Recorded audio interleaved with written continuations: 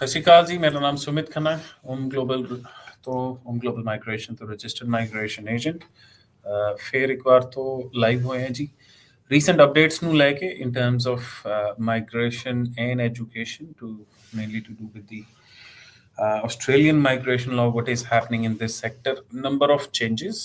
I can see there are number of comments, questions on both TikTok, Facebook, Instagram, and YouTube.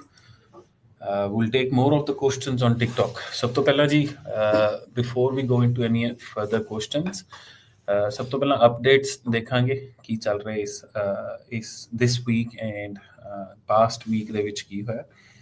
ਸਭ ਤੋਂ ਪਹਿਲਾਂ ਜੀ, the news and the most happiest news of this week, in fact from yesterday, 189 invitation round. It was quite a big invitation round. When we say big, that means a number of invitations were sent out. Major sectors or the ਸਭ ਤੋਂ ਜ਼ਿਆਦਾ ਜਿਹੜੇ invitation ਆਏ ਉਹ ECT ਨੂੰ ਦੇਖਣ ਨੂੰ ਹੈ, early childhood teacher, ਜਿਹਦੇ ਵਿੱਚ minimum points that we have seen is 75 points ਜਿਹਦੇ ਤੇ invite ਆਏ ਨੇ। Number of has got invited in this sector, and a lot of people who had their EOIs lodged, they were invited as well. So congratulations to all of them. Construction sector, once again, bricklayer, carpenter, welder, painter as well, and quite a few other related construction sector. They were invited as well for as low as 65 points. And ਉਹਦੇ ਤੋਂ ਬਾਅਦ civil construction design, a lot of people who do follow us, they know this is not one of the best occupation or skill that we endorse, but still there were a number of invitations sent out in this sector as well, ਜਿਹਦੇ ਵਿੱਚ minimum threshold ਆਪਾਂ 75 points ਤੇ ਵੀ invite ਦੇਖੇ applicants ਨੂੰ ਜਿਹੜੇ ਆਏ। Apart from that, quite a few engineering occupations as well. Mechanical engineering, they got invited as well. Registered nurses, they got invited, and civil engineers were invited as well. A few IT sector, and even in fact we have seen accountant invited at 95 points as well. Not just accountant, chef and motor mechanic invited at 95 points as well. So in our sectors the which threshold बहुत ज़्यादा सीगा, but yes, invitations were sent out in this sector too. ਆਪਾਂ ਹਰ skill ਦਾ ਨਹੀਂ ਦੱਸ ਪਾਵਾਂਗੇ ਕਿ ਕਿੰਨਾ cut off ਸੀਗਾ ਜਾਂ ਕਿਹੜੇ ਪੁਆਇੰਟ ਤੇ ਇਨਵਾਈਟ ਆਇਆ ਉਹਨਾਂ ਨੂੰ, but there is a detailed video that we have posted on our TikTok and all other social media platforms as well, ਜਿਹੜੀ ਤੁਸੀਂ ਦੇਖ ਸਕਦੇ ਹੋ। ਤੇ ਜੇ ਇੰਡੀਵਿਜੂਅਲੀ ਤੁਸੀਂ ਕੁਝ ਦੇਖਣਾ ਚਾਹੁੰਦੇ ਹੋ, department will soon publish all the data ਕਿ ਕਿਹੜੇ ਸੈਕਟਰਸ ਨੂੰ ਕਿਹੜੇ ਕੱਟ ਆਫ ਤੇ ਡੇਟ ਆਫ ਇਫੈਕਟ ਕੀ ਸੀਗਾ ਇਨਵਾਈਟ ਆਇਆ, ਤਾਂ ਬਹੁਤ ਜਲਦੀ ਪਬਲਿਸ਼ ਵੀ ਕਰਦਾ। So hopefully you will get all that data as well. Apart from that ਜੀ, ਮੋਸਟ ਕਾਮਨ ਕੁਐਸਚਨ ਹੁਣ ਹੋ ਗਿਆ ਕਿ 189 ਦਾ ਅਗਲਾ ਇਨਵੀਟੇਸ਼ਨ ਰਾਉਂਡ ਕਦੋਂ ਹੋਏਗਾ। ਜੇ ਆਪਾਂ ਲਾਸਟ ਰਾਉਂਡ ਦੇਖੀਏ 5 ਸਤੰਬਰ ਨੂੰ ਹੋਇਆ ਸੀਗਾ, ਤੇ ਜਦੋਂ ਵੀ ਕੋਈ ਇਨਵੀਟੇਸ਼ਨ ਰਾਉਂਡ ਹੁੰਦਾ ਤੁਹਾਨੂੰ 60 ਦਿਨ ਮਿਲਦਾ ਵੀਜ਼ਾ ਐਪਲੀਕੇਸ਼ਨ ਪਾਉਣ ਨੂੰ। ਤੇ ਜੋ 60 ਦਿਨ ਦੇ ਹਿਸਾਬ ਨਾਲ ਦੇਖੀਏ, 5 ਸਤੰਬਰ ਤੋਂ ਬਾਅਦ 5 ਨਵੰਬਰ ਨੂੰ 60 ਦਿਨ ਹੁੰਦੇ ਆ, ਤੇ ਕੱਲ ਸੀਗੀ 7 ਨਵੰਬਰ ਨੂੰ। So technically right after 60 days department ने अगला इन्विटेशन राउंड करता। So we are predicting most likely in January the next invitation round will be, but again you never know. The Department of Home Affairs never announces before they send an invitation out or 189 invitation, but jadai kuch eda da update aanda hai, we'll notify all of you as well. In terms of PR processing times, 189 visas, it is very fast processing these days. We have seen applications being processed within 10 days as well. Je thodi application decision ready hai, you will get the visa outcome very soon. So that means the PR people are getting from September intakes is already over, because pretty much all of them were invited and got an visa outcome as well. ਤੇ ਇਸ round ਦੇ ਵਿੱਚ ਜਿਨ੍ਹਾਂ ਨੂੰ ਕੱਲ invite ਆਇਆ, ਜੇ ਤਾਂ ਤੁਸੀਂ ਡਿਸੀਜਨ ਰੈਡੀ ਫਾਈਲ ਲਾਂਚ ਕਰ ਰਹੇ ਹੋ ਜਾਂ ਆਪਣੇ ਕੰਸਲਟੈਂਟ ਰਜਿਸਟਰਡ ਮਾਈਗ੍ਰੇਸ਼ਨ ਏਜੰਟ ਨੂੰ ਕਹਿ ਰਹੇ ਹੋ ਕਿ ਡਿਸੀਜਨ ਰੈਡੀ ਫਾਈਲ ਲਾਂਚ ਕਰੇ, then you will get an outcome very soon as well. So ਇਹਦੇ ਤੋਂ ਬਾਅਦ ਜੇ ਗੱਲ ਕਰੀਏ, forward visa processing is very fast for this entire week. ਬਹੁਤ ਜਲਦੀ ਐਪਲੀਕੇਸ਼ਨਸ ਖੁੱਲ ਰਹੀਆਂ, ਸਿਰਫ 485 ਪ੍ਰਾਇਮਰੀ ਐਪਲੀਕੈਂਟ ਦੀ ਨਹੀਂ ਬਲਕਿ ਸਬਸੀਕੁਐਂਟ ਐਂਟਰੈਂਟ ਦੀ ਫਾਈਲ ਵੀ ਬਹੁਤ ਜਲਦੀ ਖੁੱਲਦੀ ਪਈ ਹੈ। ਰੀਸੈਂਟਲੀ ਸਾਡੀ 3-4 ਐਗਜ਼ਾਮਪਲਸ ਇੱਦਾਂ ਨੇ ਜਿਹਦੇ ਵਿੱਚ 2 ਦਿਨਾਂ ਦੇ ਵਿੱਚ ਡਿਪਾਰਟਮੈਂਟ ਨੇ 485 ਸਬਸੀਕੁਐਂਟ ਐਂਟਰੈਂਟ ਦੀ ਫਾਈਲ ਖੋਲੀ ਤੇ ਆਊਟਕਮ ਦਿੱਤਾ ਹੈ। ਤੇ ਜੇ ਤੁਹਾਡੀ ਪੁਰਾਣੀ ਫਾਈਲ ਵੀ ਲੌਜ ਹੈ, they are being expedited as well. So this is a perfect time for people because they know they cannot apply, they cannot make a combined application for 485 ਜੇ ਤੁਹਾਡਾ spouse offshore ਹੈ। ਤੇ ਉਹਦੇ ਲਈ ਤੁਹਾਨੂੰ ਪਹਿਲਾਂ primary applicant ਨੂੰ file launch ਕਰਨੀ ਪੈਂਦੀ ਜਦੋਂ ਵੀਜ਼ਾ ਗ੍ਰਾਂਟ ਹੁੰਦਾ। ਉਹਦੇ ਤੋਂ ਬਾਅਦ the secondary applicant launches their visa application as a 485 subsequent entrant. ਇਹਦੇ ਤੋਂ ਬਾਅਦ ਜੀ ਬਹੁਤ ਲੋਕ ਨੇ ਜਿਨ੍ਹਾਂ ਦਾ 485 ਐਕਸਪਾਇਰ ਹੋ ਰਿਹਾ ਹੈ। ਬਹੁਤ ਸਾਰੇ ਲੋਕਾਂ ਨੇ ਉਹਦੇ ਵਿੱਚੋਂ ਸਟੂਡੈਂਟ ਵੀਜ਼ਾ ਵੀ ਅਪਲਾਈ ਕੀਤਾ ਹੋਇਆ, ਤੇ ਜਿਨ੍ਹਾਂ ਨੇ ਸਟੂਡੈਂਟ ਵੀਜ਼ਾ ਅਪਲਾਈ ਕੀਤਾ ਉਹ ਆਟੋਮੈਟਿਕਲੀ ਬ੍ਰਿਜਿੰਗ ਵੀਜ਼ਾ ਤੇ ਉੱਤੇ ਜਾਣਗੇ। ਬਟ ਜਿਨ੍ਹਾਂ ਨੇ ਸਟੂਡੈਂਟ ਵੀਜ਼ਾ ਨਹੀਂ ਅਪਲਾਈ ਕੀਤਾ ਉਹਨਾਂ ਦੇ ਕੋਲ ਕੀ ਆਪਸ਼ਨਸ ਨੇ, ਬਿਕੋਜ਼ ਔਨਸ਼ੋਰ ਰਹਿ ਕੇ ਤੁਸੀਂ ਸਟੂਡੈਂਟ ਵੀਜ਼ਾ ਨਹੀਂ ਅਪਲਾਈ ਕਰ ਸਕਦੇ। ਬਹੁਤ ਜ਼ਿਆਦਾ ਮਾਰਕੀਟ ਦੇ ਵਿੱਚ ਰੌਲਾ, ਜਾਂ ਕੋਈ ਵੀ ਸੋਸ਼ਲ ਮੀਡੀਆ ਪਲੇਟਫਾਰਮ ਤੇ ਦੇਖ ਲਓ ਜੀ, 407 ਪਾ ਦਿਓ, 482 ਪਾ ਦਿਓ, ਬਿਲਕੁਲ ਪਾ ਦਿਓ। ਇਹ ਤਾਂ ਪਾਓ ਜੇ ਤੁਹਾਡਾ ਕੋਈ ਐਲੀਜੀਬਲ ਇੰਪਲੋਇਰ ਹੈ, ਪਹਿਲੀ ਚੀਜ਼। ਪਲੱਸ ਇਹ ਤਾਂ ਪਾਓ ਜੇ ਤੁਸੀਂ ਵੀ ਐਲੀਜੀਬਲ ਹੋ। ਹੁਣ ਉਹਨਾਂ ਲੋਕਾਂ ਦਾ ਕੀ ਜਿਹੜੇ ਐਲੀਜੀਬਲ ਨਹੀਂ ਨੇ 407 ਲਈ ਜਾਂ 482 ਵੀਜ਼ਾ ਲਈ, ਜਾਂ ਜਿਨ੍ਹਾਂ ਕੋਲ ਰੈਲੇਵੈਂਟ ਵਰਕ ਐਕਸਪੀਰੀਅੰਸ ਨਹੀਂ ਹੈ, ਜਾਂ ਜਿਨ੍ਹਾਂ ਦਾ ਵੀਜ਼ਾ ਐਕਸਪਾਇਰ ਹੋ ਰਿਹਾ ਅਗਲੇ ਆਉਣ ਵਾਲੇ 2-3 ਹਫ਼ਤਿਆਂ ਦੇ ਵਿੱਚ।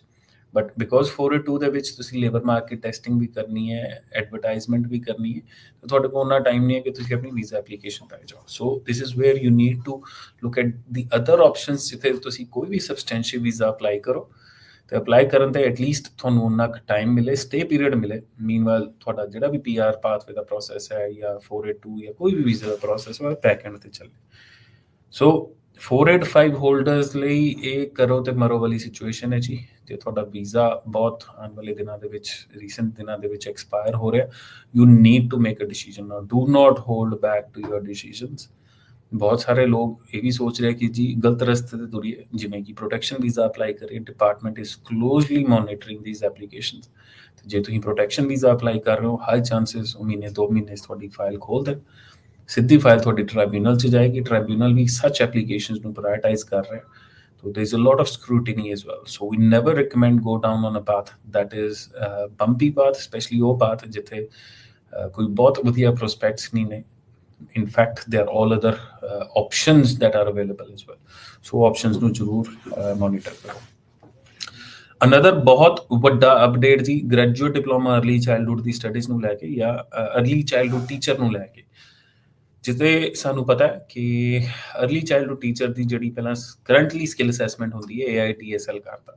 ਤੇ AITSL ਦਾ ਇੱਕ ਸਭ ਤੋਂ ਮੇਨ ਕ੍ਰਾਈਟੇਰੀਆ ਹੈਗਾ ਇੰਗਲਿਸ਼ ਨੂੰ ਲੈ ਕੇ, ਜਿਹਦੇ ਵਿੱਚ ਉਹਨਾਂ ਨੂੰ IELTS ਦੇ ਵਿੱਚ 788 ਸਕੋਰ ਚਾਹੀਦਾ। ਜੇ ਤੁਹਾਡਾ ਇਹ ਸਕੋਰ ਆਉਂਦਾ ਤਾਂ ਹੀ ਤੁਸੀਂ with 1 year of specialist study in early childhood ਤਾਂ ਤੁਸੀਂ ਸਕਿੱਲ ਅਸੈਸਮੈਂਟ ਲਈ ਐਲੀਜੀਬਲ ਹੁੰਦੇ ਹੋ। ਅਨਲੈਸ ਕਿ ਤੁਹਾਡੇ ਕੋਲ 4 ਸਾਲ ਦੀ ਹਾਇਰ ਐਜੂਕੇਸ਼ਨ ਦੀ ਸਟੱਡੀ ਹੈ ਆਸਟ੍ਰੇਲੀਆ ਤੋਂ ਜਾਂ ਕੁਝ ਹੋਰ ਕੰਟਰੀਜ਼ ਆ ਉਹਨਾਂ ਤੋਂ। ਤੇ ਜੇ ਇਹ ਦੋ ਚੀਜ਼ਾਂ ਨਹੀਂ ਹੈਗੀਆਂ ਤੁਹਾਡੇ ਕੋਲ, ਤੁਹਾਡੀ ਸਕਿੱਲ ਅਸੈਸਮੈਂਟ ਨਹੀਂ ਹੋ ਸਕਦੀ, ਈਵਨ ਦੋ ਜੇ ਤੁਸੀਂ ਅਰਲੀ ਚਾਈਲਡਹੁੱਡ ਦਾ ਕੋਰਸ ਕੀਤਾ ਹੈ। ਬਟ ਮੂਵਿੰਗ ਫਾਰਵਰਡ, ਸਭ ਤੋਂ ਪਹਿਲੀ ਚੀਜ਼ AITSL ਦੀ ਬਜਾਏ ਹੋਰ ਮਹੀਨੇ ਤੱਕ 7 ਦਸੰਬਰ ਤੋਂ AITSL ਦੀ ਬਜਾਏ ਅਸੀਕਾ ਹੈਗੀ ਹੈ। ਪਹਿਲਾਂ ਤਾਂ ਇਹਦਾ ਨਾਮ ਲੈਣਾ ਵੀ ਬਹੁਤ ਔਖਾ ਹੈ ਜੀ। ਅਸੀਕਾ ਇੱਕ ਸਕਿੱਲ ਅਸੈਸਿੰਗ ਬੋਡੀ ਹੈ ਜਿਹੜੀ ਚਾਈਲਡ ਕੇਅਰ ਸੈਂਟਰ ਮੈਨੇਜਰਸ ਵਗੈਰਾ ਜਾਂ ਇਹਨਾਂ ਸਕਿੱਲਸ ਦੀ ਸਕਿੱਲ ਅਸੈਸਮੈਂਟ ਕਰਦਾ ਹੈ। They will start doing skill assessment for early childhood teacher. ਤੇ ਜੇ ਆਪਾਂ ਉਹਨਾਂ ਦਾ ਐਲੀਜੀਬਿਲਿਟੀ ਕ੍ਰਾਈਟੇਰੀਆ ਜਾਂ ਅਸੈਸਮੈਂਟ ਕ੍ਰਾਈਟੇਰੀਆ ਦੇਖੀਏ ਤਾਂ ਇਹ ਕਹਿੰਦੇ ਕਿ ਐਜ਼ ਲੌਂਗ ਐਜ਼ ਤੁਸੀਂ ਆਸਟ੍ਰੇਲੀਆ ਤੋਂ ਜਾਂ ਕਿਸੇ ਹੋਰ ਇੱਦਾਂ ਦੀ ਕੰਟਰੀ ਤੋਂ ਅਰਲੀ ਚਾਈਲਡਹੁੱਡ ਦੀ ਪੜ੍ਹਾਈ ਕੀਤੀ ਹੈ, then you don't need that 4 years of higher education, as long as ਤੁਹਾਡੇ ਕੋਲ basic bachelor's ਜਾਂ graduation ਹੈਗੀ ਹੈ, then you get a waiver of 788. So they don't have that requirement of 4-year study from Australia or these countries.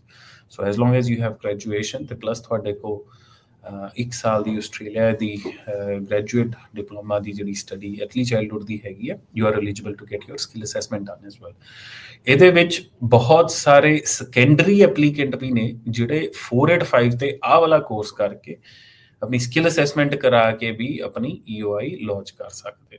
So very good pathway for people looking to apply for skill assessment or EOI in this sector as an early childhood teacher. ਬਹੁਤ ਹੀ easy ਹੋਇਆ ਹੈ pathway। ਤੇ ਜਦੋਂ ਵੀ ਕੁਝ ਚੀਜ਼ easy ਹੁੰਦੀ ਉਹਦੇ ਨਾਲ ਦੇ ਨਾਲ ਤੁਹਾਡਾ ਕੰਪੀਟੀਸ਼ਨ ਵੀ ਵੱਧਦਾ।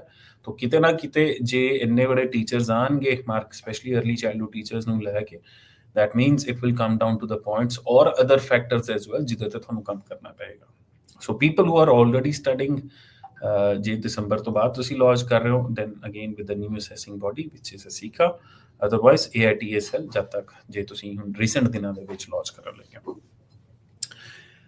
ਇਹਦੇ ਤੋਂ ਇਲਾਵਾ ਜੀ ART ਆਸਟ੍ਰੇਲੀਅਨ ਰਿਵਿਊਜ਼ ਟ੍ਰਾਈਬਿਊਨਲ, ਅਸੀਂ ਇਹਦੇ ਬਾਰੇ ਵੀ 2 ਵੀਡੀਓਜ਼ ਪਾਈਆਂ ਕਿ ਵਿਜ਼ਿਟਰ ਵੀਜ਼ਾ ਡਿਪਾਰਟਮੈਂਟ ਨੇ ਰੀਸੈਂਟਲੀ ਬਹੁਤ ਰਿਫਿਊਜ਼ ਕੀਤੇ ਸੀਗੇ। ਉਹਨਾਂ ਦੇ ਰਿਫਿਊਜ਼ ਕੀਤੇ ਸੀ ਜਿਨ੍ਹਾਂ ਦੇ ਸਗੇ ਭੈਣ ਭਰਾ ਆਸਟ੍ਰੇਲੀਆ ਆਉਣਾ ਚਾਹੁੰਦੇ ਤੇ ਤੁਸੀਂ ਇੱਥੇ PR ਜਾਂ ਸਿਟੀਜ਼ਨ ਹੋ। ਕਾਪੀ ਪੇਸਟ ਰਿਫਿਊਜ਼ਲਸ ਸੀਗੀਆਂ, ਸਟਰੋਂਗ ਸਬਮਿਸ਼ਨਸ, ਸਟਰੋਂਗ ਡਾਕੂਮੈਂਟੇਸ਼ਨ ਤੋਂ ਬਾਵਜੂਦ ਡਿਪਾਰਟਮੈਂਟ ਨੇ ਵੀਜ਼ਾਸ ਰਿਫਿਊਜ਼ ਕੀਤੇ। ਇਨਫੈਕਟ ਉਹਨਾਂ ਐਪਲੀਕੈਂਟਸ ਦੇ ਵੀ ਵੀਜ਼ਾਸ ਰਿਫਿਊਜ਼ ਕੀਤੇ those who has travelled to Australia. So this is not right. It clearly seems ਕਿ department has instructions from the back end ਕਿਤੇ ਨਾ ਕਿਤੇ ਕਿ ਜੀ ਇਹ ਵੀਜ਼ਾਸ ਨੂੰ ਰਿਫਿਊਜ਼ ਕੀਤਾ ਜਾਵੇ। ਸਾਨੂੰ ਸਾਰਿਆਂ ਨੂੰ ਪਤਾ ਡਿਪਾਰਟਮੈਂਟ ਦੇ ਨਾਲ ਟੂ ਵੇ ਕਮਿਊਨੀਕੇਸ਼ਨ ਬਹੁਤ ਔਖੀ ਹੈ। ਤੋ this is why we have this access to the tribunal, Australian Reviews Tribunal। ਤੇ ਜੇ ਤੁਹਾਡੇ ਕਿਸੇ ਸਿਬਲਿੰਗ ਦਾ ਕਲੋਜ਼ ਫੈਮਿਲੀ ਮੈਂਬਰ ਦਾ nephew, niece, uncle, aunt, parents, brother, sister, ਕਿਸੇ ਦਾ ਵੀ ਵੀਜ਼ਾ ਰਿਫਿਊਜ਼ ਹੋਇਆ, ਤੁਸੀਂ ਆਸਟ੍ਰੇਲੀਅਨ PR ਜਾਂ ਸਿਟੀਜ਼ਨ ਹੋ, you get 70 days to appeal that decision at the tribunal। ਜਿੱਥੇ ਕੇਸ ਲੜ ਕੇ ਕੇਸ ਜਿੱਤਿਆ ਜਾ ਸਕਦਾ, ਐਟਲੀਸਟ ਟ੍ਰਾਈਬਿਊਨਲ ਤੁਹਾਨੂੰ ਮੌਕਾ ਦਿੰਦਾ ਆਪਣਾ ਕੇਸ ਰੱਖਣ ਦਾ, ਤੁਹਾਡੇ ਤੋਂ ਸਵਾਲ ਪੁੱਛਦਾ, ਤੁਸੀਂ ਜਵਾਬ ਦਿੰਦੇ ਹੋ ਤਾਂ ਉਹਦੇ ਬੇਸਿਸ ਤੇ ਆਊਟਕਮ ਆਉਂਦਾ। ਜਿਹੜੀ ਸਾਡੀ ਮੋਸਟ ਰੀਸੈਂਟ ਹੀਅਰਿੰਗ ਸੀਗੀ, ਯੂਜਲੀ ਟ੍ਰਾਈਬਿਊਨਲ ਦੇ ਵਿੱਚ 2-3 ਘੰਟੇ ਹੀਅਰਿੰਗ ਚੱਲਦੀ ਹੈ, 30 ਮਿੰਟਸ ਹੀਅਰਿੰਗ ਤੋਂ ਬਾਅਦ ਉਹਨਾਂ ਨੇ ਉਸੇ ਵੇਲੇ ਸਾਡਾ ਕੇਸ ਵਾਪਸ ਰਿਮਿਟ ਕਰਤਾ ਡਿਪਾਰਟਮੈਂਟ ਨੂੰ, ਜਿੱਥੇ ਆਪਾਂ ਕੇਸ ਜਿੱਤਿਆ ਵੀ ਤਾਂ ਵੀਜ਼ਾ ਵੀ ਗ੍ਰਾਂਟ ਹੋਇਆ ਉਸ applicant the, specially that who didn't head any travel history of Australia. ਇਹ ਤੋਂ ਬਾਅਦ ਜੀ ਆਸਟ੍ਰੇਲੀਆ ਦਾ ਵਰਕ ਵੀਜ਼ਾ, ਆਸਟ੍ਰੇਲੀਆ ਦੇ ਇੰਡੀਆ ਦੇ ਨਾਲ ਬਹੁਤ ਵਧੀਆ ਰਿਲੇਸ਼ਨਸ ਹੋਣ ਕਰਕੇ 2 ਵਰਕ ਵੀਜ਼ਾਸ ਇੰਡੀਆ ਲਈ ਖੋਲੇ। ਸਭ ਤੋਂ ਪਹਿਲਾਂ ਸੀਗਾ ਜੀ 462 visa, work and holiday visa, 1 ਸਾਲ ਦਾ ਵਰਕ ਪਰਮਿਟ ਸੀ, ਜਿਹਦੀ ਰਿਕੁਆਇਰਮੈਂਟ ਸੀ 18 ਤੋਂ 30 ਸਾਲ, 2 ਸਾਲ ਦੀ ਐਜੂਕੇਸ਼ਨ ਆਫਟਰ +2। ਬਟ ਉਹ ਐਪਲੀਕੇਸ਼ਨਸ ਹੁਣ ਕਲੋਜ਼ ਹੋ ਗਈਆਂ ਪ੍ਰੀ ਰਜਿਸਟ੍ਰੇਸ਼ਨ ਦੀ, ਜਿਹੜੀ ਕਿ 31 ਅਕਤੂਬਰ ਤੱਕ ਸੀਗੀ। ਹੁਣ ਨਵਾਂ ਵੀਜ਼ਾ ਸ਼ੁਰੂ ਹੋਣ ਵਾਲਾ ਹੈ, ਜਿਹੜਾ ਕਿ ਮੇਟਸ ਵੀਜ਼ਾ ਦੇ ਨਾਮ ਤੋਂ ਹੈ, ਸਬ ਕਲਾਸ 403, ਇੰਡੀਅਨ ਪਾਸਪੋਰਟ ਹੋਲਡਰ ਲਈ। 7 ਸੈਕਟਰਸ ਨੇ। ਜੇ ਤੁਸੀਂ ਉਸ 7 ਸੈਕਟਰਸ ਦੇ ਵਿੱਚ ਕੋਈ ਵੀ ਪੜ੍ਹਾਈ ਕੀਤੀ ਹੈ ਪਿਛਲੇ 2 ਸਾਲਾਂ ਦੇ ਵਿੱਚ, ਉਹਦੇ 'ਚ ਗ੍ਰੈਜੂਏਟ ਹੋਏ, ਚਾਹੇ ਤੁਹਾਡੀ ਬੈਚਲਰਸ ਹੈ ਜਾਂ ਮਾਸਟਰਸ ਹੈ, ਤੁਸੀਂ ਉਸ ਮੇਟਸ ਵੀਜ਼ਾ ਦੀ ਪ੍ਰੀ ਰਜਿਸਟ੍ਰੇਸ਼ਨ ਲਈ ਅਪਲਾਈ ਕਰ ਸਕਦੇ ਹੋ। ਇਹ ਜਿਹੜਾ ਵੀਜ਼ਾ 2 ਸਾਲ ਦਾ ਵਰਕ ਵੀਜ਼ਾ ਗ੍ਰਾਂਟ ਹੋਏਗਾ। ਇਹਦੇ ਵਿੱਚ ਤੁਸੀਂ ਆਪਣੇ ਸਪਾਊਸ, ਆਪਣੇ ਡਿਪੈਂਡੈਂਟ ਜਾਂ ਜੇ ਕੋਈ ਫੈਮਿਲੀ ਮੈਂਬਰ ਬੱਚਾ ਵੀ ਹੈਗਾ ਉਹਨੂੰ ਵੀ ਐਡ ਕਰ ਸਕਦੇ ਹੋ। Again it will work on a ballot basis, ਜਿਹਦੀ ਬੈਲਟ ਦੀ ਫੀਸ ਰਹੇਗੀ $25 ਤੇ ਜੇ ਤੁਹਾਨੂੰ ਇਨਵਾਈਟ ਆ ਜਾਂਦਾ $365 ਡਿਪਾਰਟਮੈਂਟ ਦੀ ਫੀਸ ਹੈ, ਜਿਹਦੇ ਬੇਸਿਸ ਤੇ ਤੁਸੀਂ ਅਪਲਾਈ ਕਰ ਪਾਓਗੇ। ਇਹਦੇ ਵਿੱਚ ਕੋਟਾ ਵੀ ਜ਼ਿਆਦਾ, 3000 ਸੀਟਾਂ ਨੇ ਐਜ਼ ਕੰਪੇਅਰ ਟੂ 462, ਜਿਹਦੇ 'ਚ ਓਨਲੀ 1000 ਐਲੋਕੇਸ਼ਨ ਸੀ। ਤੇ ਇਹਦੇ 'ਚ ਤੁਹਾਡਾ ਕੰਪੀਟੀਸ਼ਨ ਵੀ ਬਹੁਤ ਘੱਟ ਰਹੇਗਾ, ਕਾਰਨ ਬਿਕੋਜ਼ ਇਹਦੇ 'ਚ ਕੁਝ ਸਟ੍ਰਿਕਟ ਐਲੀਜੀਬਿਲਿਟੀ ਕ੍ਰਾਈਟੇਰੀਆ, ਜਿੱਦਾਂ ਐਜ਼ ਆਈ ਸੈਡ ਕਿ ਪਰਟੀਕੂਲਰ ਸੈਕਟਰਸ ਦੇ ਵਿੱਚ ਜੇ ਤੁਸੀਂ ਪੜ੍ਹਾਈ ਕੀਤੀ ਹੈ ਤੇ ਲਾਸਟ 2 ਸਾਲਾਂ ਦੇ ਵਿੱਚ ਖਤਮ ਹੋਈ ਹੈ, then you are eligible to apply. Finally 482 TSS visa ਬੰਦ ਹੋ ਜਾਏਗਾ ਬਹੁਤ ਜਲਦੀ, ਹੋ ਸਕਦਾ ਨਵੰਬਰ ਐਂਡ ਜਾਂ ਬਾਏ ਦਸੰਬਰ ਇਹ ਵੀਜ਼ਾ ਬੰਦ ਹੋ ਜਾਏਗਾ। ਇਹਨੂੰ ਰਿਪਲੇਸ ਕਰੇਗਾ ਸਕਿੱਲਸ ਇਨ ਡਿਮਾਂਡ ਵੀਜ਼ਾ। 100% ਸਕਿੱਲਸ ਇਨ ਡਿਮਾਂਡ ਵੀਜ਼ਾ ਦੀ ਇਨਫੋਰਮੇਸ਼ਨ ਬਾਹਰ ਨਹੀਂ ਆਈ, ਬਟ ਕੀ ਇਨਫੋਰਮੇਸ਼ਨ ਬਾਹਰ ਹੈ? ਸਭ ਤੋਂ ਪਹਿਲੀ ਚੀਜ਼, 2 ਸਾਲ ਦੇ ਵਰਕ ਐਕਸਪੀਰੀਅੰਸ ਦੀ ਰਿਕੁਆਇਰਮੈਂਟ ਨੂੰ ਹਟਾ ਕੇ 1 ਸਾਲ ਕਰ ਦਿੱਤਾ ਗਿਆ। ਦੈਟ ਮੀਨਸ ਆਉਣ ਵਾਲੇ ਦਿਨਾਂ ਦੇ ਵਿੱਚ ਇਟ ਵਿਲ ਬੀ 1 ਈਅਰ। ਇਹਦੇ ਤੋਂ ਇਲਾਵਾ 3 ਸਟਰੀਮਸ ਹੋਣਗੀਆਂ। ਸੁਪੀਰੀਅਰ ਜਿਹੜੀ ਸਟਰੀਮ ਹੈ ਉਹਦੇ ਵਿੱਚ ਜੇ ਕੋਈ ਵੀ ਐਪਲੀਕੈਂਟ 1,35,000 ਤੋਂ ਉੱਤੇ ਕਮਾਉਂਦਾ, they apply in that stream, except trade workers ਜਾਂ ਲੇਬਰਰਸ ਜਾਂ ਮਸ਼ੀਨ ਆਪਰੇਟਰਸ। ਉਸ ਸਟਰੀਮ ਦੇ ਅੰਡਰ ਨਹੀਂ ਅਪਲਾਈ ਕਰ ਪਾਉਣਗੇ, they will be applying under the core skills pathway. ਹੁਣ ਕੋਰ ਸਕਿੱਲਸ ਪਾਥਵੇ ਦੀ ਡਿਪਾਰਟਮੈਂਟ ਇੱਕ ਕੰਬਾਈਨਡ ਲਿਸਟ ਕੱਢੇਗਾ ਕਿ ਜੇ ਤੁਹਾਡਾ ਸਕਿੱਲ ਉਸ ਲਿਸਟ ਦੇ ਵਿੱਚ ਆਉਂਦਾ, then you will be able to apply under that stream. ਤੀਜੀ ਹੈ ਜੀ ਤੁਹਾਡੀ ਲੇਬਰ ਸਟਰੀਮ ਪਾਥਵੇ, ਜਿਹੜੀ ਕਿ ਪਹਿਲਾਂ ਵੀ ਸੀਗੀ। So if there is a labour agreement in place, you go down that pathway. ਹੁਣ ਮੇਨ ਹੈਗੀ ਹੈ ਜੀ ਕੋਰ ਸਕਿੱਲਸ ਪਾਥਵੇ ਜਿਹੜਾ ਹੈਗਾ, ਬਿਕੋਜ਼ ਉਹਦੇ ਵਿੱਚ ਆਕੂਪੇਸ਼ਨ ਤੁਹਾਡੀ ਉਸ ਲਿਸਟ ਦੇ ਵਿੱਚ ਹੋਣੀ ਚਾਹੀਦੀ। ਹੁਣ ਬਹੁਤ ਸਾਰੇ ਲੋਕਾਂ ਨੇ ਕਮੈਂਟ ਕੀਤਾ ਕਿ ਭਾਜੀ ਸੁਣਿਆ ਕਿ ਸ਼ੈਫ ਨੂੰ ਕੱਢਤਾ ਜਾਂ ਮਕੈਨਿਕ ਨੂੰ ਕੱਢਤਾ। ਇਹ ਅਫਵਾਹ ਹੈ ਜੀ, ਹਜੇ ਤੱਕ ਡਿਪਾਰਟਮੈਂਟ ਨੇ ਲਿਸਟ ਪਬਲਿਸ਼ ਨਹੀਂ ਕੀਤੀ। ਤੇ ਜਦ ਤੱਕ ਲਿਸਟ ਪਬਲਿਸ਼ ਨਹੀਂ ਹੁੰਦੀ, ਥੀਸ ਆਰ ਆਲ ਰੂਮਰਸ ਕਿ ਕਿਹੜੇ ਸਕਿੱਲ ਨੂੰ ਕੱਢਿਆ, ਕਿਹੜੇ ਸਕਿੱਲ ਨੂੰ ਰੱਖਿਆ। ਦੂਜੀ ਚੀਜ਼, ਇਹਦੇ ਵਿੱਚ ਵੀ ਇਨਕਮ ਥ੍ਰੈਸ਼ਹੋਲਡ ਹੈਗਾ। ਵੀ ਪ੍ਰਿਡਿਕਟ ਕਿ ਉਹ ਇਨਕਮ ਥ੍ਰੈਸ਼ਹੋਲਡ 10 ਮਿੰਟ ਦੇ ਲੈਵਲ ਦਾ ਹੋਏਗਾ, ਬਟ ਸਟਿਲ जब तक डिपार्टमेंट ਇਹਦੀ ਕੋਈ ਜ਼ਿਆਦਾ ਇਨਫੋਰਮੇਸ਼ਨ ਨਹੀਂ ਕੱਢਦਾ ਤਦ ਤੱਕ we can't update you. So this is the information we have so far. Plus 482 visa will also lead to permanent residency pathways as well. So doesn't matter ਕਿਹੜਾ ਸਕਿੱਲ ਹੈ ਤੁਹਾਡਾ ਜੋ ਵੀ ਹੈ, as long as ਤੁਸੀਂ ਉਸ list ਚੋਂ ਜਾਂ ਕਿਸੇ ਵੀ 482 ਦੇ ਉੱਤੇ ਅਪਲਾਈ ਕਰਦੇ ਹੋ, there are permanent residency pathways available in up to 4 years ਤੱਕ ਦਾ ਤੁਹਾਡਾ ਵੀਜ਼ਾ ਹੋਏਗਾ. So these are some of the major changes that are coming in the 482 sector.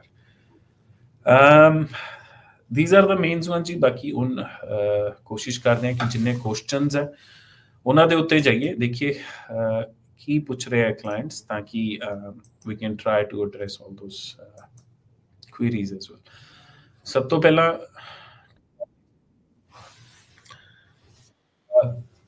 Palak Setia. Hello, sir. Any chance of 491 Victoria and 70 points living in regional and working as well? Palak, it depends on your skill. So skill and 70 plus 15, only then you can see what are your chances. Sir, मैं MPIS ਕੀਤੀ ਹੈ, PY, NATI, PTE सब ਕੀਤਾ है, but South Australia ਚ ਕੁਝ ਨਹੀਂ ਬਣਿਆ.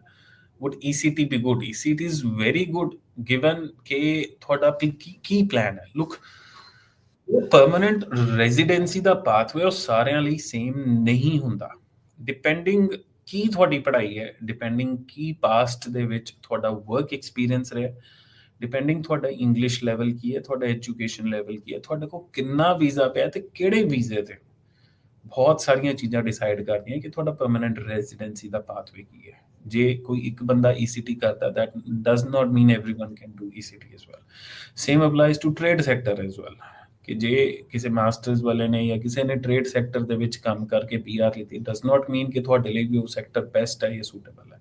One size doesn't fit all.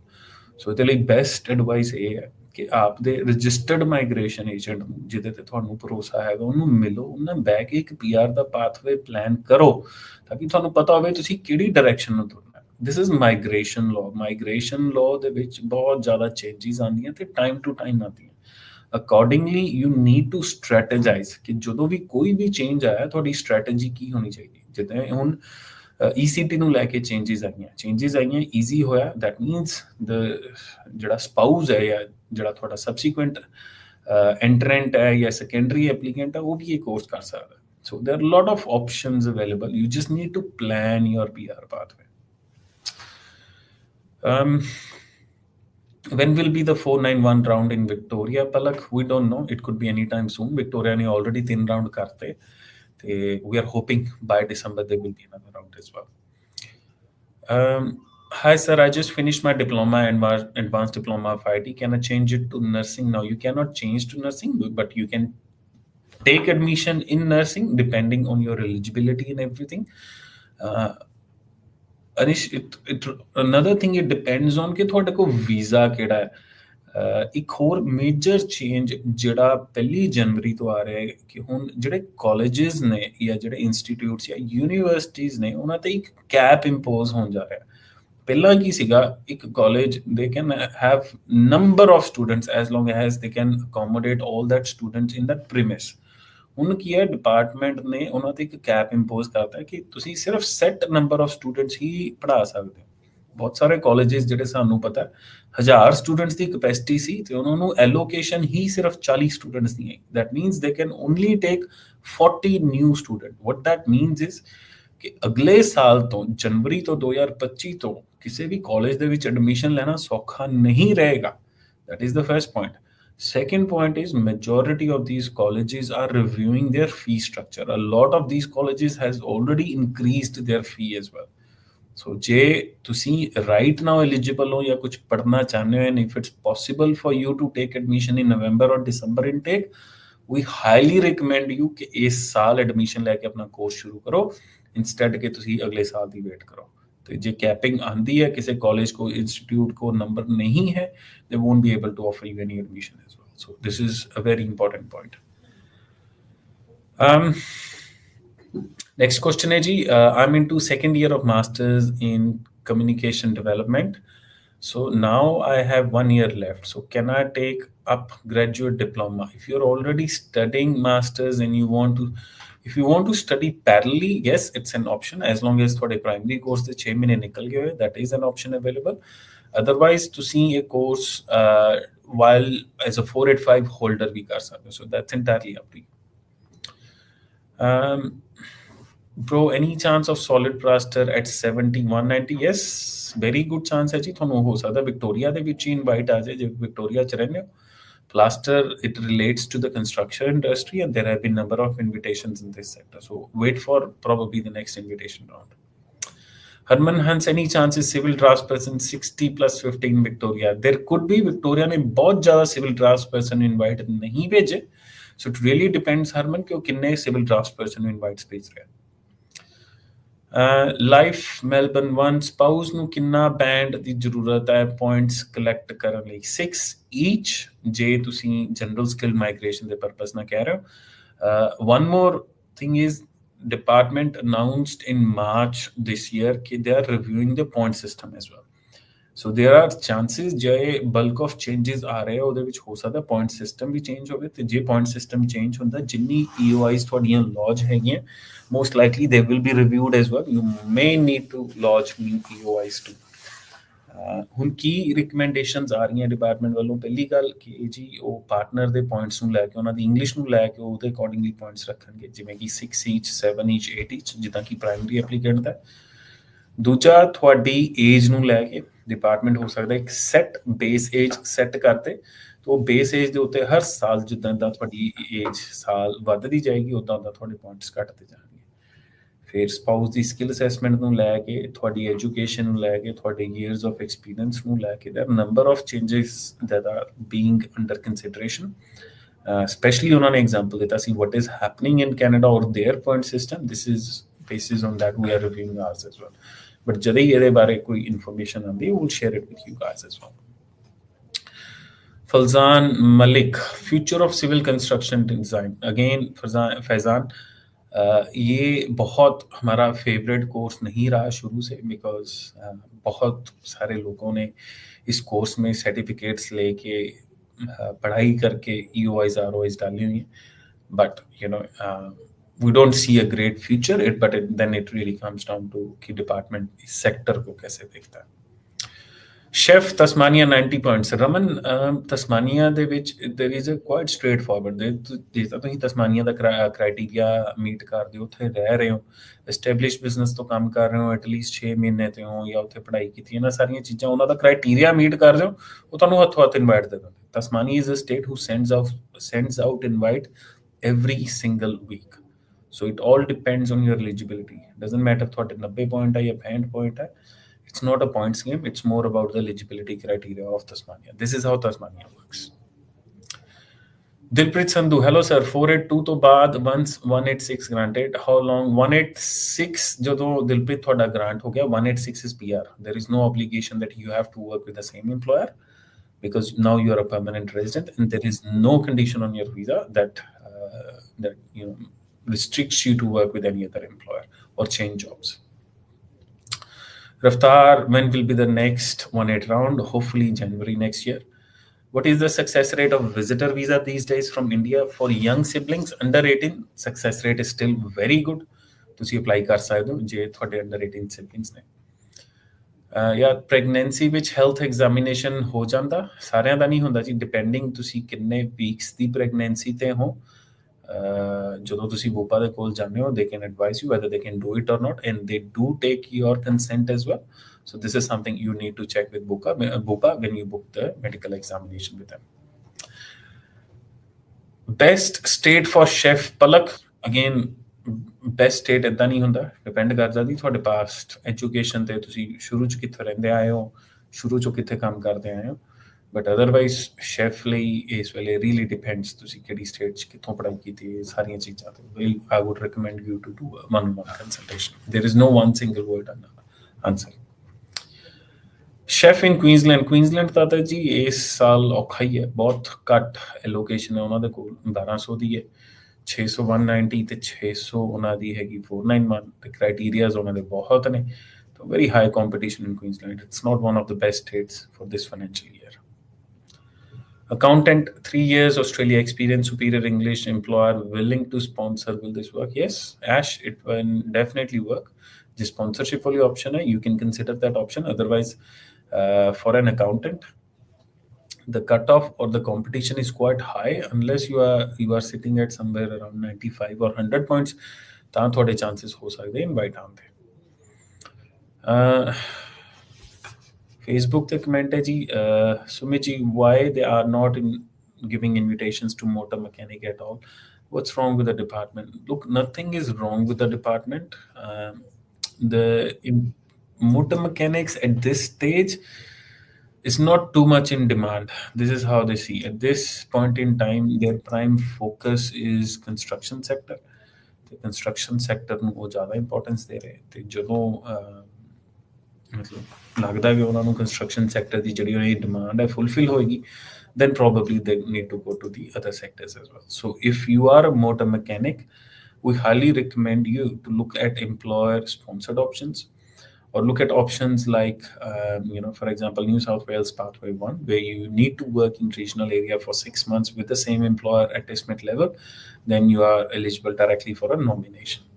So really depends कि ਤੁਸੀਂ ਕੀ ਟਾਰਗੇਟ ਕਰੋ, but don't target 189 or 190 ਜੇ ਤੁਹਾਡੇ points ਬਹੁਤ ਵਧੀਆ ਨਹੀਂ ਹੈਗੇ, depending on your state. How about EN in South Australia? South Australia is again little tough this year, but EN is something that is very specific. Western Australia ਦੇ ਵਿੱਚ ਕੁਝ invites ਆਏ ਹੈ enrolled nurse ਨੂੰ। ਇਹਦੇ ਤੋਂ ਇਲਾਵਾ we hope that Victoria ਦੇ ਵਿੱਚ ਵੀ EN ਨੂੰ invites ਹਨ, otherwise New South Wales Pathway 1, ਨਹੀਂ ਤਾਂ Tasmania ਜੇ ਤੁਹਾਡੇ ਕੋਲ ਉੱਥੇ job ਹੈ established business ਦੇ ਕੋਲ and you live there for a certain period of time, that is an option available as well. ਦੂਜੇ ਪਲੇਟਫਾਰਮ ਤੇ ਕੁਐਸਚਨਸ ਹੈ ਜੀ, ICT security specialist 90 points. ICT security specialists were invited at 95 points in yesterday's round, so you are very close. If you can work on your points, I think this is where you got a good chance as well. MEDS visa open, it's not open yet. The department initially announced it will open in November, so hopefully very soon. Once it opens, you can make your pre-registrations as well, and we'll keep following us on the social media platform. We'll update you here as soon as the registration opens. Arpanpreet RN itself 70 points, 190 WA. Yes, 190 with 65. It's tough competition, but RNs are always in demand. So there are chances you may get 190 as well. 190 welfare worker, New South Wales, 80 points. Well, competition is high. So as long as department is inviting this sector, then there could be good chances. Otherwise, try to target 491 as well. This is where you got good chances there. Motor mechanic visa finishing 2nd December. What should I do? Samriddhi Thakur, you really need to plan your PR pathway. ਤੁਹਾਡਾ plan ਕੀ ਹੈ? ਪਹਿਲੀ ਇਹਦੇ ਵਿੱਚ ਦੋ concerns ਨੇ। ਸਭ ਤੋਂ ਪਹਿਲੀ ਚੀਜ਼ ਤੁਸੀਂ ਇਹ ਦੇਖਣੀ ਹੈ ਕਿ what should be your stay strategy, ਕਿ ਆਸਟ੍ਰੇਲੀਆ ਦੇ ਵਿੱਚ ਤੁਸੀਂ ਕਿੱਦਾਂ ਰਹਿਣਾ। What are the visa options available to you based on your profile? The second thing is, what is your plan for your PR pathway? So if you're looking to get a lengthy stay, obviously this is keeping in mind you are looking for a permanent residency pathway as well. For that, I would recommend you to see a registered migration agent, an experienced one, to plan your PR pathway. Or you can book an appointment with us as well. I'm usually based in Melbourne CBD, and you can book an appointment online. You can come and see me face to face, or you can do a phone consultation as well if you are not available in Melbourne. Sada office hai ji Melbourne ਦੇ ਵਿੱਚ CBD ਦੇ ਵਿੱਚ 530 Little Collins Street. We are also based in Truganina, in Tallis Circuit, right next to Tarnet. ਤੇ ਬਹੁਤ ਹੀ ਜਲਦੀ Sydney ਦੇ ਵਿੱਚ ਵੀ ਸਾਡਾ ਆਫਿਸ ਹੈ। ਜਨਵਰੀ ਨੈਕਸਟ ਈਅਰ ਤੋਂ will be also based in Sydney as well. So right now I'm available in Melbourne branch. ਜੇ ਤੁਸੀਂ ਆ ਕੇ ਮਿਲਣਾ ਚਾਹੁੰਦੇ ਹੋ, walk in ਕਰ ਸਕਦੇ ਹੋ। Otherwise we recommend you to book an appointment first online, then you can come and see us. Canada से ऑस्ट्रेलिया का वीज़ा लग सकता है सर? जरूर लग सकता है जी, डिपेंडिंग ऑन द एलिजिबिलिटी। लगता है, कनाडा से ऑस्ट्रेलिया के वीज़े बंद नहीं हुए, वीज़े लगते हैं, but depends which visa you are referring to. Are you looking for a visitor visa or tourist visa, or what visa you are looking for? Few more questions from Facebook. There over 300 questions we have. Honestly, we won't be able to answer all of them. But ਜੇ ਆਪਾਂ ਕੋਸ਼ਿਸ਼ ਕਰਾਂਗੇ, ਜੇ ਤੁਸੀਂ ਸਾਡੀ ਕਿਸੇ ਵੀ video ਦੇ ਥੱਲੇ ਜਾ ਕੇ ਕਮੈਂਟ ਕਰਦੇ ਹੋ, we try to answer majority of those questions there if they can be answered in one word. Otherwise ਕੋਈ ਵੀ ਡਿਟੇਲ ਡਿਸਕਸ਼ਨ ਲਈ ਕੋਈ ਪੀਆਰ ਪਾਥਵੇ ਨੂੰ ਲੈ ਕੇ ਜਾਂ ਕੋਈ ਵੀ ਤੁਹਾਡੀ ਆਪਸ਼ਨਸ, ਡਿਟੇਲਡ ਆਪਸ਼ਨਸ ਨੂੰ ਲੈ ਕੇ, ਤੁਹਾਡੇ ਰਿਲੇਟਿਵਸ, ਤੁਹਾਡੇ ਫੈਮਿਲੀ, ਤੁਹਾਡੇ ਸਿਬਲਿੰਗਸ, ਚਾਹੇ ਔਨਸ਼ੋਰ ਹੈ, ਆਫਸ਼ੋਰ ਹੈ, ਇੰਡੀਆ 'ਚ ਨੇ ਜਾਂ ਕੈਨੇਡਾ 'ਚ ਨੇ, ਕਿਤੇ ਵੀ ਨੇ, it's best recommended to book an appointment. Last few questions ਲਵਾਂਗੇ ਜੀ। ਹਰਲੀਨ ਕੌਰ ਸੰਧੂ, ਸਤਿ ਸ਼੍ਰੀ ਅਕਾਲ ਜੀ। I want to move in Australia with my husband from New Zealand. I have PR, but he's on tourist. Okay, you want to move? Depends what's your plan. Citizenship ਲੈ ਕੇ New Zealand ਦੀ move ਹੋਣਾ ਬਹੁਤ ਸੌਖਾ ਹੈ ਜੀ, because New Zealand citizens get special visa on arrival for Australia, but then depends what your long-term plans are. 485 visa expiring in 2.6 month expiring. 2.6 month experience can apply tourist visa, gain time, and then, well, there is an option available. ठीक है, tourist visa apply करते जे तुसी eligible हो, 186 can only be applied the day you have 3 years of full-time work experience in your nominated occupation at a highly skilled level, and that experience has to be the post study experience. ਜਦੋਂ ਤੁਹਾਡੀ ਪੜ੍ਹਾਈ ਮੁੱਕੀ ਸੀ ਉਸ skill ਦੇ ਵਿੱਚ, ਉਹਦੇ ਤੋਂ ਬਾਅਦ ਦਾ experience. R Sandhu, hello sir, 186 chef direct entry business in regional Victoria, nomination processing time please. R Sandhu, department regional businesses ਨੂੰ ਲੈ ਕੇ ਬਹੁਤ ਜਲਦੀ nominations approve ਕਰ ਰਹੇ। They are prioritizing the regional area ones. So depending when you applied and your skill is chef, so hopefully very soon, depending ਕਿ ਤੁਸੀਂ ਕਦੋਂ application Bhai C. One final question. Hi there, I'm based in Ontario, Canada, and can I apply for work permit for regional program Australia? Well, it's a yes or no. It's a very basic and vague question. When I say vague, that means we need a lot of information to advise whether work visa is possible. Australia is unlike Canada. The requirements are high and strict, and Australia highly focuses on skilled migration, highly skilled people in certain relevant areas. So really depends what your profile is, accordingly ਤੁਸੀਂ apply ਕਰ ਸਕਦੇ ਹੋ. So I would recommend you to book an appointment to discuss this in detail. Again, as I said, we have now close to 400 questions. We won't be able to answer all of them. But ਜਿਨ੍ਹਾਂ ਦੇ visitor visa ਨੂੰ ਲੈ ਕੇ questions ਨੇ, we are doing a visitor visa seminar in our Truganina Tarnet office on Saturday, 16th of November. There is a pre-registration required, for which we'll share the link very soon. A visitor visa ਨੂੰ ਲੈ ਕੇ ਆਪਾਂ ਇੱਕ seminar ਕਰ ਰਹੇ ਹਾਂ। Australia ਦਾ, US ਦਾ, Canada ਦਾ, UK ਦਾ, ਕਿਤੇ ਦੇ ਵੀ visitor visa ਬਾਰੇ ਤੁਹਾਡੇ ਕੋਈ ਵੀ ਕੁਐਸਚਨਸ ਨੇ, ਤੁਹਾਡੀ ਪ੍ਰੋਫਾਈਲ ਨੂੰ ਲੈ ਕੇ, ਜਾਂ ਤੁਹਾਡੇ ਕਿਸੇ ਵੀ ਰਿਲੇਟਿਵ ਦਾ ਵਿਜ਼ਿਟਰ ਵੀਜ਼ਾ ਨੂੰ ਲੈ ਕੇ, ਦੋਸਤ, ਰਿਸ਼ਤੇਦਾਰ, ਚਾਹੇ ਇੰਡੀਆ 'ਚ ਨੇ, ਚਾਹੇ ਕੈਨੇਡਾ 'ਚ ਨੇ, ਕਿਤੇ ਵੀ ਨੇ, purely to do with the visitor visa. We are doing this seminar in our Truganina Tarnet office. Please do come to our seminar on 16th of November, which is Saturday. ਸਵੇਰੇ 11 ਵਜੇ ਆਪਾਂ ਇਹ seminar ਕਰਨ ਜਾ ਰਹੇ। ਕੋਈ ਵੀ ਤੁਹਾਡੇ specific questions ਹੈ, ਤੁਸੀਂ ਨਾਲ ਲੈ ਕੇ ਆ ਸਕਦੇ ਹੋ। ਇਸ ਸੈਮੀਨਾਰ ਦੇ ਵਿੱਚ ਆਪਾਂ ਦੱਸਾਂਗੇ ਕੀ ਪ੍ਰੋਸੈਸ ਰਹਿੰਦਾ ਯੂਜੂਅਲੀ ਵਿਜ਼ਿਟਰ ਵੀਜ਼ਾਸ ਨੂੰ ਲੈ ਕੇ, ਕਿਹੜੀਆਂ ਚੀਜ਼ਾਂ ਜੋ ਨਾਰਮਲੀ ਡਿਪਾਰਟਮੈਂਟ देखता है, department of home affairs when it comes to Australia visitor, या US या कनाडा, या whatever country we are doing this for. जो भी थोड़े क्वेश्चंस है, कोई प्रोफाइल्स है, तुसी डिस्कस करना चाहते जरूर आओ। This will not be a 1-to-1 consultation but a seminar. That means all the general basic information will be provided. Any specific questions can be answered as well, but not all the profiles will be discussed in detail. So this seminar is on 16th, visitor visa seminar is on 16th of November, ਸਵੇਰੇ 11 ਵਜੇ at our Tarnet Truganina office. ਤੁਸੀਂ online ਸਾਡੇ social media ਤੇ ਜਾਂ website ਤੇ ਉਹਦਾ address ਦੇਖ ਸਕਦੇ ਹੋ। ਸੈਟਰਡੇਜ਼ ਨੂੰ ਸਾਡਾ ਆਫਿਸ ਮੈਲਬਨ ਸਿਟੀ ਵਾਲਾ ਓਪਨ ਰਹਿੰਦਾ। ਜੇ ਤੁਸੀਂ ਵਾਕ ਇਨ ਕਰਕੇ ਵੀ ਮਿਲਣਾ ਚਾਹੁੰਦੇ ਹੋ, ਤੁਸੀਂ ਵਾਕ ਇਨ ਕਰ ਸਕਦੇ ਹੋ। ਇਜਾਜ਼ਤ ਲੈਂਦੇ ਹਾਂ ਜੀ। ਬਹੁਤ ਸਾਰੇ ਕਮੈਂਟ ਹੈ ਤੇ ਬਹੁਤ ਸਾਰੇ ਲੋਕਾਂ ਨੂੰ ਜਿਨ੍ਹਾਂ ਨੂੰ 189 ਦਾ ਇਨਵੀਟੇਸ਼ਨ ਆਇਆ ਹੈ, ਬਹੁਤ ਕੰਗ੍ਰੈਚੁਲੇਸ਼ਨਸ, ਮੁਬਾਰਕਾਂ ਉਹਨਾਂ ਨੂੰ ਜਿਹੜੇ ਇੰਨੇ ਸਾਲਾਂ ਤੋਂ ਆਸਟ੍ਰੇਲੀਆ ਦੇ ਵਿੱਚ ਨੇ। ਬਹੁਤ ਵਧੀਆ ਲੱਗਦਾ ਲੋਕਾਂ ਦੀ ਜਦੋਂ ਪੀਆਰ ਆਉਂਦੀ ਹੈ, ਲੱਗਦਾ ਸਾਡੀ ਆਪ ਦੀ ਫਿਰ ਦੁਬਾਰਾ ਤੋਂ ਆਈ ਹੈ। ਤੇ ਬਹੁਤ ਵਧੀਆ ਹਫਤਾ ਰਿਹਾ ਤੇ ਸ਼ੁਕਰ ਕਰਦੇ ਹਾਂ ਪਰਮਾਤਮਾ ਦਾ ਜਿਨ੍ਹਾਂ ਨੇ ਸਾਰਿਆਂ ਨੂੰ ਪੀਆਰ ਵੰਡੀ ਹੈ, ਤੇ ਕੋਸ਼ਿਸ਼ ਕਰਦੇ ਹਾਂ ਕਿ ਬਾਕੀ ਜਿਹੜੇ ਸਾਰੇ ਇਸ ਕਿਊ ਦੇ ਵਿੱਚ ਲੱਗੇ ਉਹਨਾਂ ਦੀ ਵੀ ਪੀਆਰ ਜਲਦੀ ਆਵੇ। ਬਾਕੀ ਐਜ਼ ਅ ਸੈਡ, ਜੇ ਤੁਸੀਂ ਕੋਈ ਵੀ 1-on-1 ਕੰਸਲਟੇਸ਼ਨ ਚਾਹੁੰਦੇ ਹੋ, ਡਿਸਕਸ ਕਰਨਾ ਚਾਹੁੰਦੇ ਹੋ, ਕੋਈ ਵੀ ਵੀਜ਼ਾ ਰਿਲੇਟਡ ਮੈਟਰ, ਤੁਸੀਂ ਅਪਾਇੰਟਮੈਂਟ ਬੁੱਕ ਕਰਕੇ ਸਾਨੂੰ ਆ ਕੇ ਮਿਲ ਸਕਦੇ ਹੋ। ਇਜਾਜ਼ਤ ਲੈਂਦੇ ਹਾਂ ਜੀ। ਸਤਿ ਸ਼੍ਰੀ ਅਕਾਲ, ਧੰਨਵਾਦ।